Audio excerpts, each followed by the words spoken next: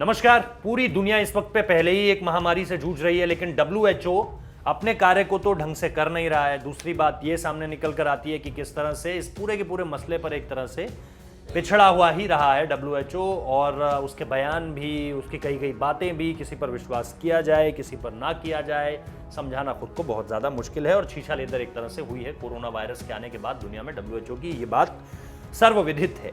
तो अब इन सारी बातों के बीच डब्ल्यूएचओ ने दुनिया को संभालने का काम नहीं किया, बल्कि और ज्यादा डराने का काम किया है। हालांकि आप इसको अगर दूसरी तरह से देखें, अगर आप डब्ल्यूएचओ के फेवर में होंगे तो आप ये सोचेंगे कि डब्ल्यूएचओ ने यार अच्छा ही तो किया कि आप लोगों को पहले ही एक तरह से जागरूक करने की कोशिश कर रहा है।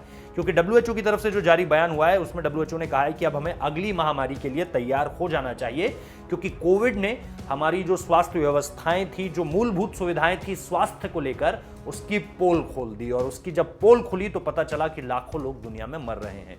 इटली, वो देश जिसकी हेल्थ सर्विसेज की दुनिया में मिसालें दी जाती थी, जिसकी हेल्थ सर्विस को लेकर दुनिया बड़ी बड़ी बातें करती थी, खुद इटली जो है वो छाती चौड़ी कर कर आगे आता था कि हमारे यहाँ की हेल्थ सर्विस, अरे वाह। लेकिन पोल किस तरह से खुली आप जानते हैं। शुरुआती जो देश थे जिसने, जहां पे कोविड को लेकर के त्राहिमाम मच गया, उनमें चाइना के बाद इटली का ही नंबर आता है। इटली, स्पेन, फ्रांस, जर्मनी, ये दुनिया के सबसे ज्यादा विकसित देशों में से हैं और टियर 1 कंट्रीज हैं, फर्स्ट वर्ल्ड कंट्रीज जिन्हें आप कहते हैं। लेकिन इन देशों की पोल खुल गई। अमेरिका, लाखों लोगों की मौत। पूरी दुनिया में इस वक्त पे जो संक्रमितों का आंकड़ा है वो करोड़ों में है और मौत का आंकड़ा जो है वो लाखों में है। खुद भारत की स्थिति कितनी बुरी है ये हम सभी लोग जानते हैं। तो ऐसे में एक अर्ली वार्निंग सिग्नल्स आप इन्हें कह सकते हैं जो मिल गए थे जनवरी, फरवरी, मार्च के आते आते भारत में भी जो है स्थिति बहुत ज्यादा बिगड़ती हुई नजर आ रही थी। और अप्रैल मई जून की तरफ तो ये अपने चरम पर थी।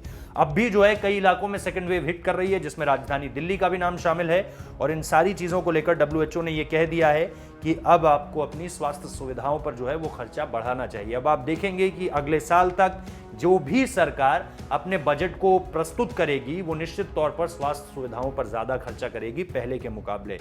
तो ये एक तरह से आई ओपनर है पूरी दुनिया के लिए, और इसी को लेकर के डब्ल्यूएचओ ने दुनिया को चेताया है कि हमें जो है अपनी स्वास्थ्य सुविधाओं को बेहतर करना है और उसके लिए कदम उठाने होंगे। तो डब्ल्यूएचओ की तरफ से बात तो बिल्कुल सही कही गई है, लेकिन जो कुछ डब्ल्यूएचओ ने खुद कोरोना महामारी के दौरान किया है उसका निश्चित तौर पर किसी भी तरह से स्वागत नहीं किया जा सकता है।